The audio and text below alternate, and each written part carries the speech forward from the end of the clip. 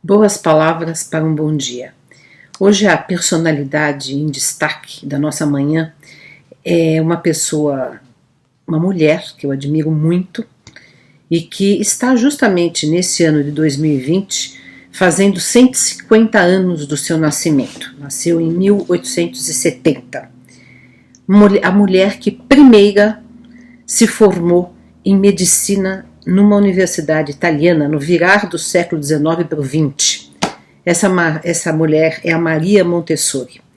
Maria Montessori foi médica, psiquiatra, mas que antes de já terminando a universidade, já estava se dedicando às crianças e se tornou uma das maiores educadoras de todos os tempos.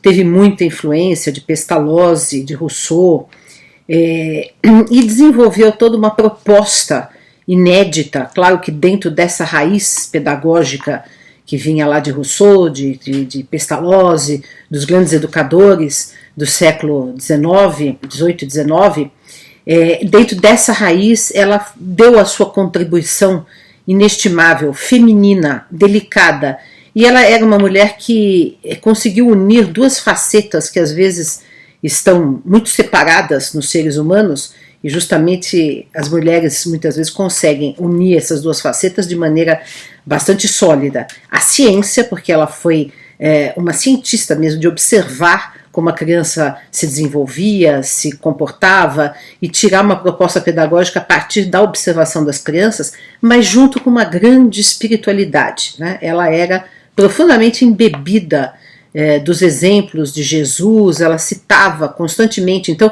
os seus livros são sempre uma mescla entre conclusões de observações científicas e ao mesmo tempo meditações, né, de reverência à alma da criança, ao seu valor intrínseco. Ela criou muitas ideias, fundou muitas ideias interessantes, né? Por exemplo, foi ela que começou a questão dos móveis para as crianças, né? Que as crianças tinham que ter acesso ao ambiente, ao domínio do seu ambiente. Mas ela também, já no final da existência, depois da guerra, ela passou a militar no mundo internacionalmente, porque ela ficou conhecida internacionalmente, pelos direitos da criança, né? Para uma educação, para a paz, né? Ainda mais depois dos traumas da Segunda Guerra Mundial, né? E eu queria comentar com vocês alguns trechos desse lindíssimo livro A Educação e a Paz, de Maria Montessori, né? A crítica que ela faz à educação ainda é válida. Aliás, isso é uma coisa terrível, porque as críticas que Comênios, 300 anos, fazia à educação ainda continuam válidas. E a Maria Montessori, no século XX, no meados do século XX, fazia essas mesmas críticas e ainda continuam válidas. Ou seja, a escola mudou muito pouco. A escola é um reduto de moldagem das crianças, de uma moldagem que arranca a sua criatividade, que não educa para o desenvolvimento das suas potencialidades, que não educa para transformar o mundo, né? E ela vai fazer essa crítica e vai propor aqui alguma coisa muito interessante. A educação hoje embrutece o indivíduo e atrofia seus valores morais. Ele se torna um número, uma engrenagem da máquina cega que é seu ambiente material. Tal preparação para a vida, sem dúvida, foi absurda em todas as épocas, mas hoje constitui um crime, um pecado. Uma educação que reprime e rejeita as sugestões da consciência moral, que impõe obstáculo ao desenvolvimento da inteligência, que condena partes inteiras da população à ignorância, é um crime. Todas as nossas riquezas resultam do trabalho do homem. É absurdo não considerá-lo a mais fundamental de nossas riquezas. Devemos investigar, cultivar e colocar em ação os dinamismos do homem, sua inteligência, seu espírito criativo, sua força moral, para que nada seja perdido. O dinamismo moral do homem em particular deve ser considerado porque ele não é apenas um produtor. Ele também é chamado a responsabilizar-se por uma missão no universo e a cumpri-la. A produção do homem deve ser orientada em direção a uma finalidade, que podemos chamar de civilização ou, em outras palavras, a criação de uma super natureza, obra da humanidade. Para isso, o homem deve tomar consciência de sua própria grandeza. Ele deve se tornar de forma consciente mestre do mundo exterior e dos eventos humanos.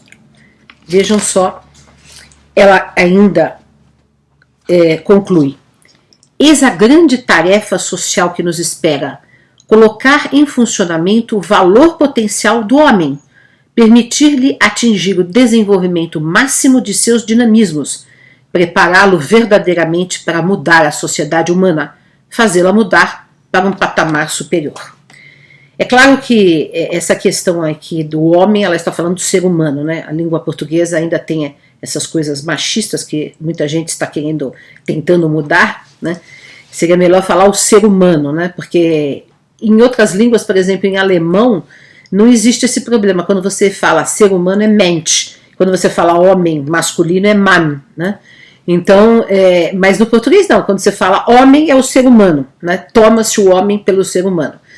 Mas, de qualquer maneira, o que ela está se referindo aqui é a humanidade em si, mostrando o quanto que nós devemos desenvolver os potenciais do ser humano desde a sua infância, né, para que ele possa realizar-se enquanto ser inteiro e, ao mesmo tempo, contribuir para a mudança da sociedade e para a formação de uma sociedade de paz. Essa é toda a tese desse livro dela, A Educação e a Paz, né?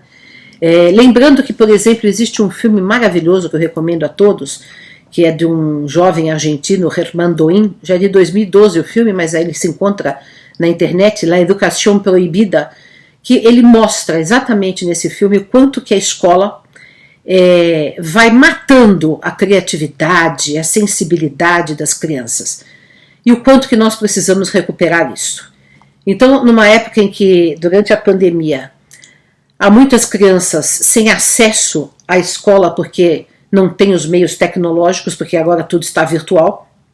E as que estão no virtual, né, muitas vezes estão massacradas por provas, por conteúdos, em vez de as escolas se preocuparem com o seu emocional, fazerem debates, como deveria ser sempre, aliás, a escola deveria tratar também do emocional e não apenas do cognitivo. Então é boa essa reflexão que a Maria Montessori nos traz, porque, mais uma vez, né, a pandemia vem nos mostrar todos os nossos fracos. Numa situação de crise, de limite, a gente vê que tudo está um pouco torto. Então vamos trabalhar no sentido de achar rumos mais amplos, mais abertos, de horizontes mais espirituais para a humanidade. Boas palavras para um bom dia.